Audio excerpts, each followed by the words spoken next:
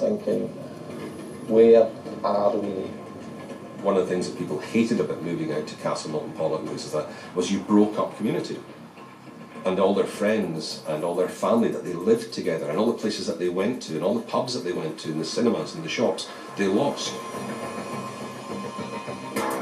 Here we are. This is us now. In Arbour Place. Look at the size of it. The house that James moved into in 1968 has also been demolished, part of a major redevelopment and scaling down of the whole Drumchapel project. The peripheral housing schemes were not ultimately a success, as there was a fundamental issue with almost all of them. There were houses, tens of thousands of them, but little else. When we first moved out here as a family, we called it a graveyard with fairy lights, or sometimes a forest of wardrobes. One of the first things I ever remember feeling was being terribly cheated. But the wee faceless councillors in Glasgow had dispatched us out here, and we were supposed to feel great because we had a bath. But you know, you can only spend so much of your time in the bath playing with your rubber ducks and things.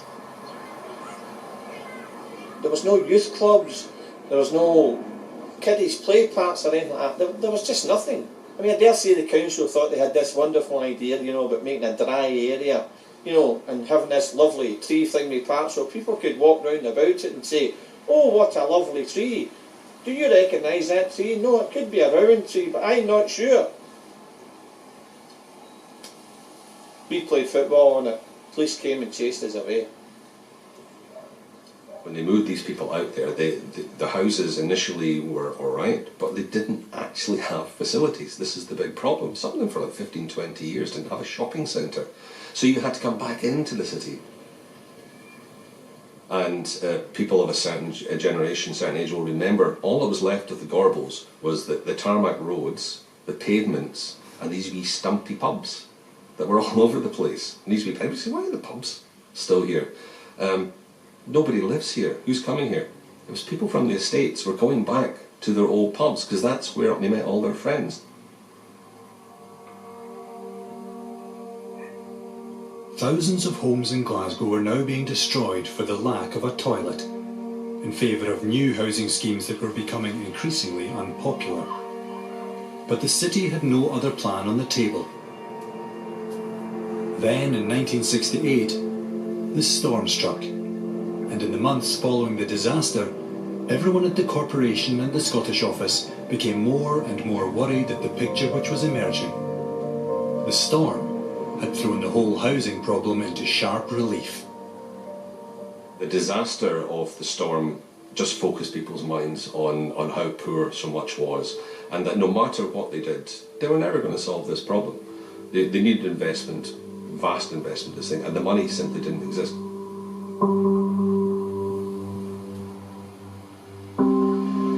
The 2 years of repair work to the storm-damaged roofs bought everyone a little time to rethink. Perhaps there's a more obvious way to fix the problem of people living in poor, insanitary housing. And in 1970, a block of streets in a comprehensive development area in Govan became the place where a simple idea would be tested, one that would help transform the city. Despite the roofs of these tenements having been repaired after the 1968 storm, they were still scheduled for demolition. This is Lewis Street in Govan, part of what was the first real voluntary tenement rehabilitation programme in Glasgow. In 1970, when I came here at first, it was due for demolition in 1985, which meant that in a comprehensive development area, somebody who was growing up as a child was going to grow up in one of these tenements without a bathroom. Because at that time, 1 in 4 Scottish households had to share an outside toilet. There were many factors that caused the decline of the worst tenements in Glasgow, but the biggest symptom of insanitary slum housing was this: the shared toilet, or cludgie, sitting outside the home, often on the half landing, or at the bottom of the close. Part of the problem was, how did you deal with these tenements? Because they were actually, they looked solid. They were, by then, 70, 80, 90 years old and had no real investment done in them over that period of time. And what's more, people had bought individual flats, so that house there, that house there, that house there were all in different owners. So how on earth did you manage to get everybody working together? And that was the challenge we had in this part of this town. In 1970-71, there was no door. It was just an open close. The corporation had previously tried to update some better quality tenements, but it involved buying out and rehousing their residents first. New architects like Raymond Young were part of a generation that wanted to do things differently, without the heavy hand of the corporation. And they were drawn to homegrown, small-scale alternative solutions that could ease the plight of the people living in the tenements without them having to move at all. What I saw was that people were not being involved in the development of their own places. The planners and the architects thought they knew better. And so it was decided that in the Govan Comprehensive Development Area, there should be not just, this is what's happening to you, but this is what we're proposing, what do you think? And as a result of that, therefore, there was exhibitions, there were discussions, and eventually to my door comes Annie Gibbons saying, I've heard you talk about tenements and about the bathrooms. Can I have one, please? This is the tenement where Annie Gibbons stayed. It was in this close where a small revolution in the city's toilet arrangements began. This isn't actually Annie Gibbons' flat, but it's a very similar one, and it's empty. With a little panic in my briefsy because I wasn't quite sure exactly how we were going to do it, but we said, okay, let's come round and see it. So come in. This is a room and kitchen. Originally, this was the kitchen, and it's now been turned into the bedroom. Over here, this new wall allows for a bathroom. And this is a new hole opening for the bathroom. We got Annie to talk to her neighbours. They agreed to that. Eventually, on the 10th of February 1972, the first bathroom was improved and open to the public. We've got 2 bedroom spaces. One of the bedroom spaces is obsolete. But we thought if we closed it in the space behind it, we installed a bathroom. Annie had her loo, and for a full 2 weeks, her retrofitted state-of-the-art bathroom became quite an attraction. The solution had been simple. By moving around some of the internal walls, you could make enough space for a bathroom. Others started to imagine that they too could enjoy proper sanitation in their houses, and local grassroots housing associations were formed to help this happen. Raymond Young and the other young students from Strathclyde University Architecture School showed that you could do something with these old flats. Now, it wasn't meant to be a permanent solution, but they were too successful. Word soon got out. There was now an alternative way of looking at tenements that were due to be wrecked by Glasgow Corporation. And it didn't stop at fitting a bathroom. Once people started to move walls around, plans were soon drawn up to divide up the smaller flats and share the space among the neighbouring ones. Now people could imagine having a bathroom, more bedrooms, and remain in the area where they lived. We'd heard about other places that had been done like this. Putting the houses together, taking away the middle house, making it a bathroom, etc. Take the tenant out and make it into a bathroom for each side, So the tenants here got together and formed a committee to fight for them. The council were now losing the battle for the hearts and minds of its poorly housed citizens, as more and more people began to resist moving to the peripheral housing schemes. The idea that their homes could be remodelled and improved instead of being demolished became increasingly attractive. and by the mid-70s, new terms began to be heard more frequently. Words like heritage and conservation. When Lord Esher wrote his report in 1971 about the condition of Glasgow, he basically said, "Why are you knocking all this down? Are you mad? This is the most beautiful Victorian city in the world." And at that point, we were all thinking, this is a black dump. This is a horrible place to be. But Esher came from outside and said, "Wow, I've never been to Glasgow. This is absolutely fantastic." Everybody went, "Whoa, well, hold on." And look, actually, this is really quite nice. Conservation was kind of not really known in the 60s in Glasgow. It became a thing in the 70s. The 60s wasn't. The future was the thing, although nobody had quite a really very clear idea of how the future would be. I don't remember anybody talking about conservation.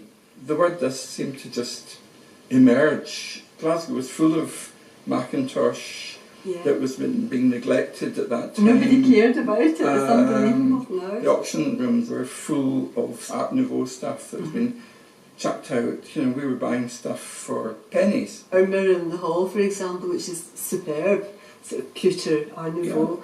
How much was that? About 30 pence. 30 pence. Nobody cared about that then. That was left to go to rack and ruin.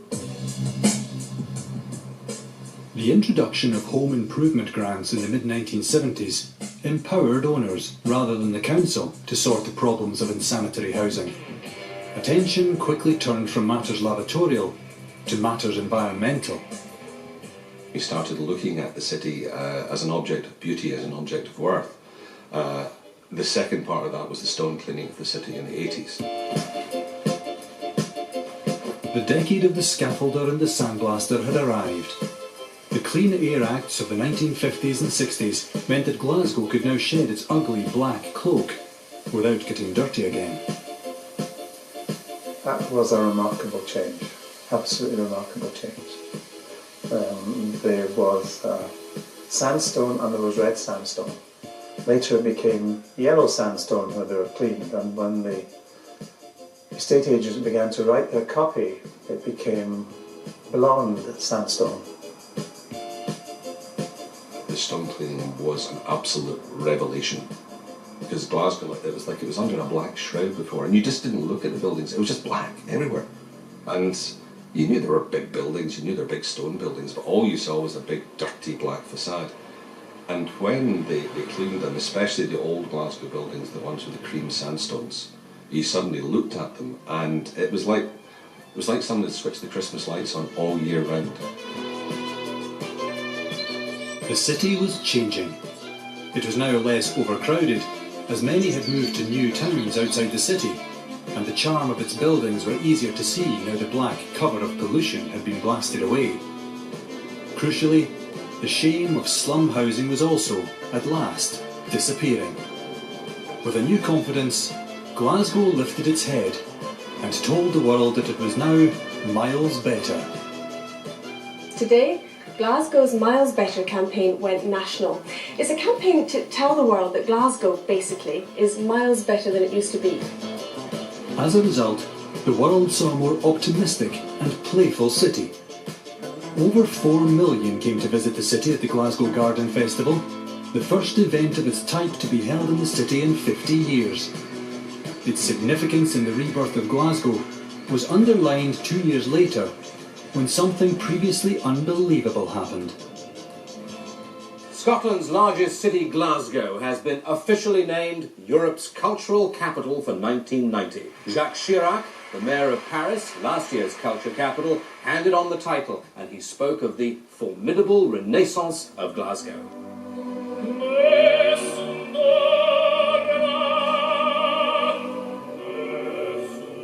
It was a transformative moment.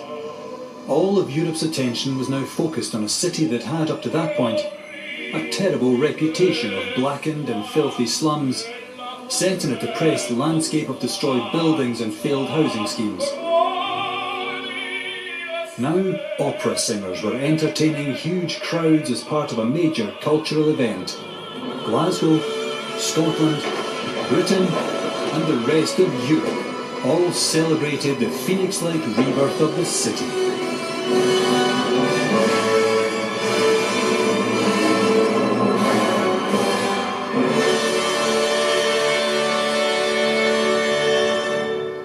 city had been saved. But there were casualties. Scores of magnificent buildings were lost at the hands of planners and developers in the 1960s and even in the 70s, when the concerns of conservationists were starting to be heard.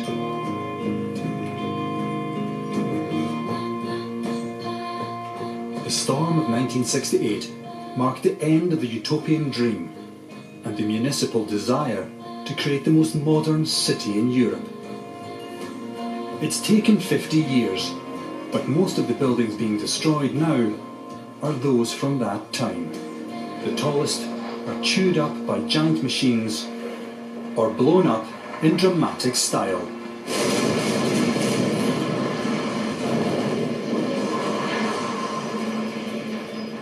Now, instead of 29 comprehensive development areas in which almost everything was meant to be obliterated, the city has 25 conservation areas in which almost everything is preserved. And a tourist industry has developed, drawn to marvel at that which was not destroyed. As a child, I thought Glasgow was a pretty dull, grim sort of place. And if you had said to me that 50 years later I would have difficulty crossing the road because of gangs of Chinese tourists following their tour guide, I just wouldn't have believed you. I thought you were pulling my leg. And the humble tenement has had a renaissance. The storm of 1968 has been deemed an ill wind that brought new insights. In the case of the Glasgow tenements, people started considering tenements as an acceptable place of living. The great thing about Thames is they worked. They actually worked. That's why we still live in them today. The Great Storm was God who was fed up with the city not getting its housing right. He sent a storm to take the roofs off the buildings and make you realise the scale of the problem and get on with the job.